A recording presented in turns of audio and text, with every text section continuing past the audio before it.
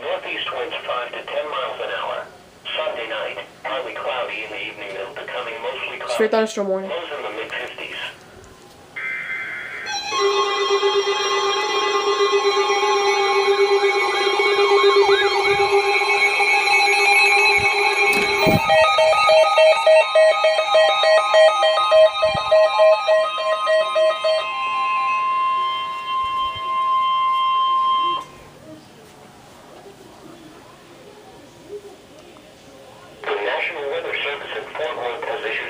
Thunderstorm warning for Grayson County in north central Texas until 6:30 p.m.